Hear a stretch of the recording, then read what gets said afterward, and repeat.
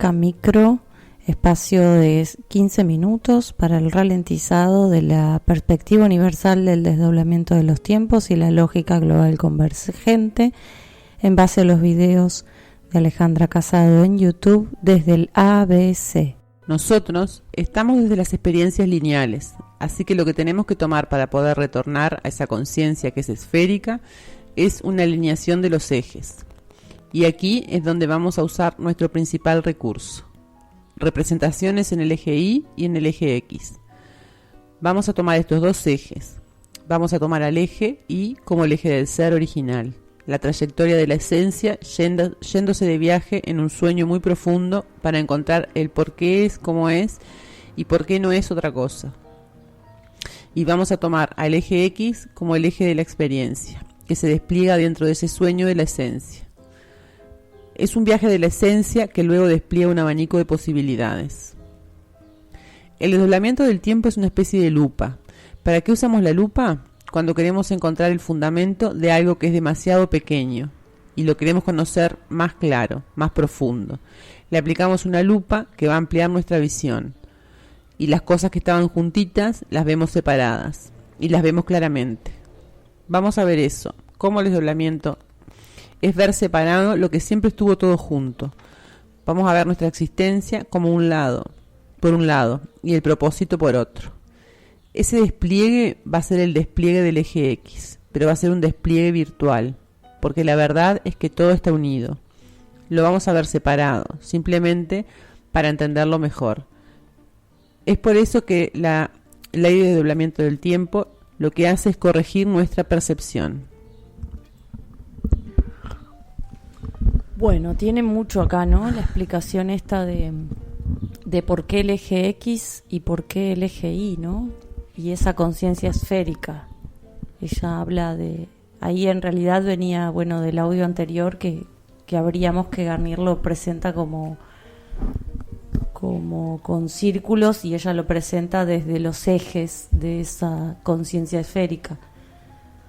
Ahora, claro, después de un proceso más largo, se ve más claro ese eje Y con ese 8 y ese eje X con ese 8 en cada uno de los planos, y cómo esa suerte de sincronización de todo eso podría configurar esa esfera, ¿no? Pero bueno, en aquel momento, video 1, no había ni pizarrón, no estaba tan claro, ¿no?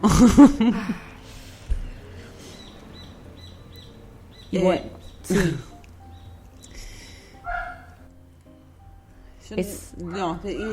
Estaba leyendo el pedacito que decía la trayectoria de la esencia yéndose de viaje en un sueño muy profundo para encontrar el por qué es como es y el por qué no es otra cosa.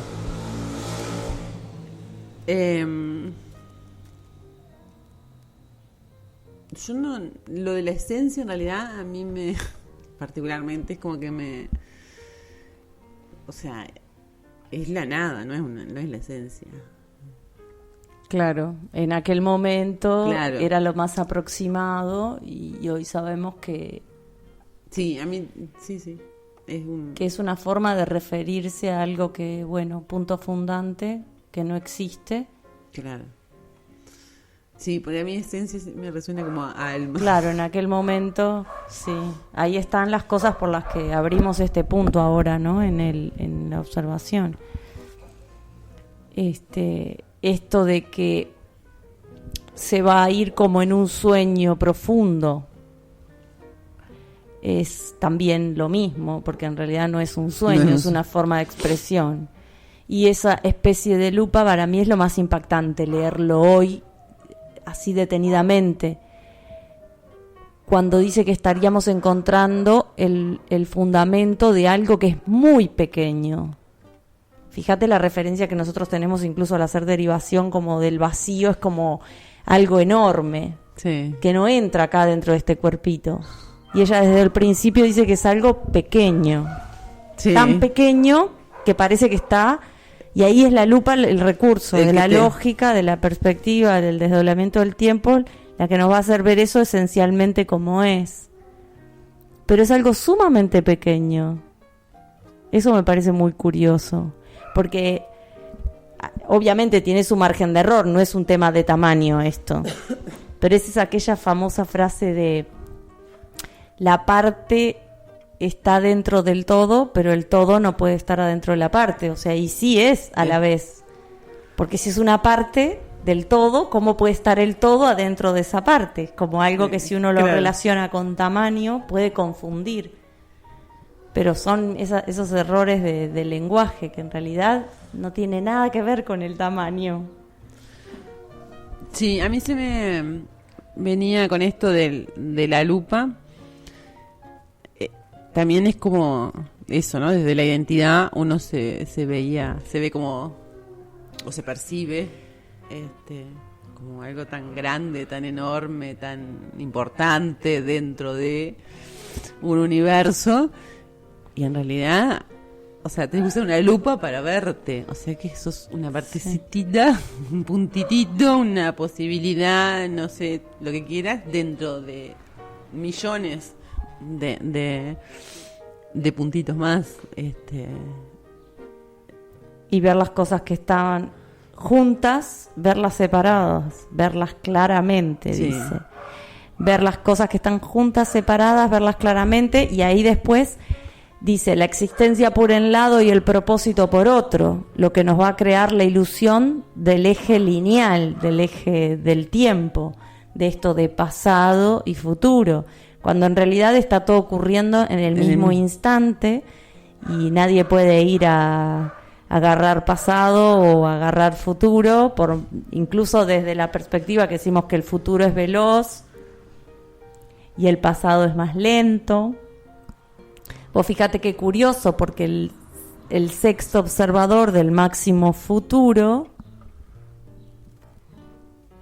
el sexto observador de todos los futuros, sí, está ubicado en la línea del pasado y es más veloz que el pasado, pero más veloz porque está antes que el pasado. Es el futuro el que funda el pasado. Viéndolo desde la plantilla en la línea de bajada hacia la divergencia, tenés el 7, el 6, que es el sexto observador de todos los futuros. Sí. Es el futuro, es el más veloz. Esto que el futuro va atrás. Claro. Ese es el que genera lo que nosotros entendemos como pasado. Por tanto, ya en el eje de la divergencia se puede observar claramente que está todo junto, que es un tema de velocidades, que el futuro es más veloz, porque el futuro no está linealmente ubicado en el eje X, eso es un despliegue virtual, sino que el sexto observador de los futuros está en un eje no lineal antes que todos los observadores de la línea del pasado, de los 4 marcadores de Hammer. Entonces ahí toma otro sentido cuando dice la existencia por un lado y el propósito por otro. Ese despliegue va a ser el despliegue del eje X, pero va a ser un despliegue virtual, porque la verdad es que está todo unido. Sí, yo veía eso del propósito por otro, en realidad de una linealidad, porque si no ya esta posibilidad, ya este receptor ya es un propósito en sí mismo que esté acá haciendo lo que está haciendo. Futuro y pasado combinados en un instante presente serían, como lo veo yo hoy, lo que estaría configurando el propósito de existir. Entonces propósito y existencia están juntos.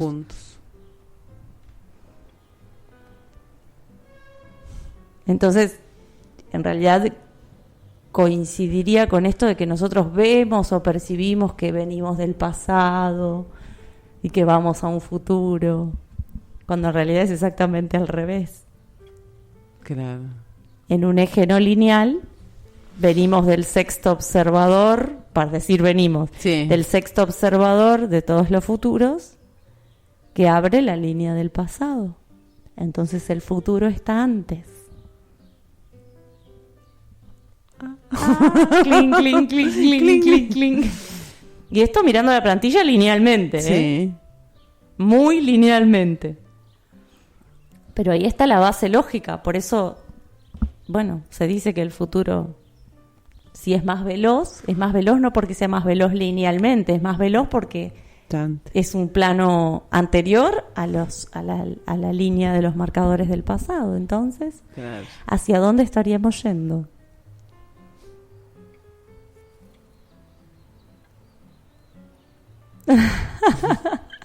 Preguntas. Es muy interesante cómo se ve el video 1 después de... ¿Y por qué tenemos que estar yendo a algún lugar? Claro, exacto. Bueno, eso es una de las preguntas de la pregunta que se abren, ¿no? Claro, porque... Si el observador que va abriendo la lógica del tiempo tiene esa perspectiva y el sexto observador del futuro, el sexto observador del retorno sería el único punto del eje de la convergencia, digamos. Sería el único punto que tiene todos los retornos. Y en realidad la apertura de ese campo cuántico como una cuestión lineal es menos todavía que la línea del eje del plano 1. Claro. Si todas las posibilidades existen simultáneamente.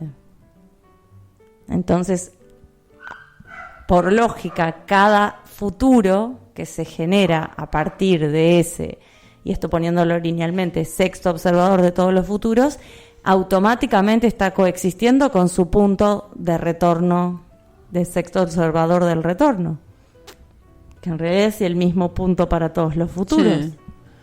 El único punto que está en el campo, pero no le pertenece al campo cuántico. Entonces ahí eso de futuro, experiencia, propósito, pasado, todo eso se termina viendo lógicamente por ahora desde el presente, como ella dice. Es una apertura virtual.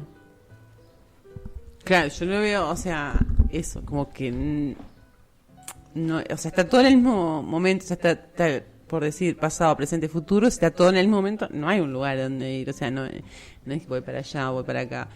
Es una forma distinta de experimentar el presente a cada instante, la diferencia, y sería lo que nosotros le llamamos como un desplazamiento lineal. Claro. Es esa famosa nueva versión a cada momento. A cada momento. Claro, yo lo veo así, no hay... Cuando hay conciencia de todas esas versiones, una como al ladito de la otra, una sobre la otra, una en el mismo instante que la otra, al cambiar la versión anterior, yo estaría en una percepción no lineal del tiempo. Claro. Y ahí estaría, como tengo conciencia de las anteriores, puedo construir lo que sería un eje de tiempo lineal, recordando el pasado, ponele. Sí, claro.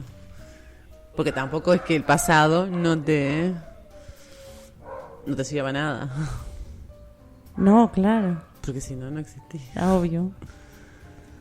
Está bueno. El desdoblamiento es ver separado lo que siempre estuvo todo junto. Tal cual. Si hablamos de futuro y pasado y lo vemos con lógica en la plantilla, sería eso, ¿no? Por lo menos como lo entiendo hoy. Ni en pedo lo entendía así antes. No, obvio. No, yo ni por asomo. ¿Qué es eso? Pero claro, clarísimo. Nidia Salgado y Nair Barrios nos encuentran en Facebook, Cabeza Hueca Radio, iVoox, Cabeza Hueca Micro, canal de YouTube, Cabeza Hueca Radio, canal de Spreaker, Cabeza Hueca Micro. Puedes hacer tu aporte para este espacio enviando un mail a cabezahuecaradio@gmail.com y te indicaremos el canal para hacer tu aporte económico.